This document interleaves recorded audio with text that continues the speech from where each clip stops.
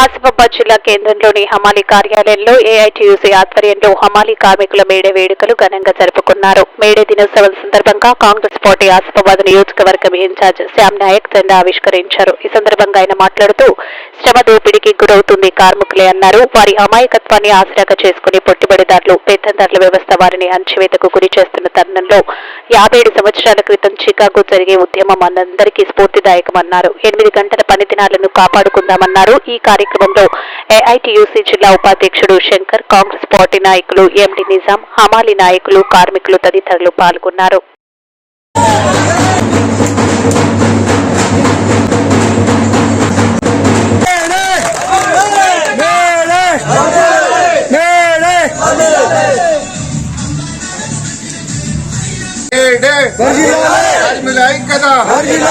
తప్ప వారికి minimum wages వచ్చే అవకాశం లేదు.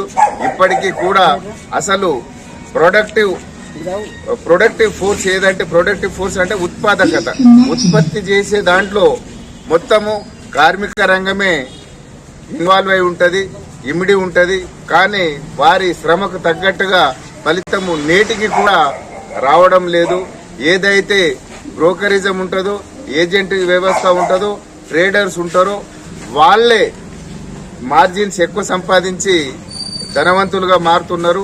కార్మికులు మాత్రము ఎక్కడ వేసిన గొంగడి అక్కడే అన్నమాట నిజంగా కనపడతా ఉంది. వీరి జీవితాల్లో ఎలాంటి మార్పులు కూడా కనపడట్లేదు.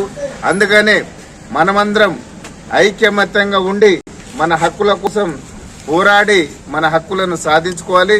మనము జీవనోపాధిని మంచిగా పొందే విధంగా ఐక్యంగా ఉండి మన పిల్లలకు చదువు మంచిగా నేర్పించి భావితరాలకు భవిష్యత్తు చూపించే విధంగా ఉండాలి.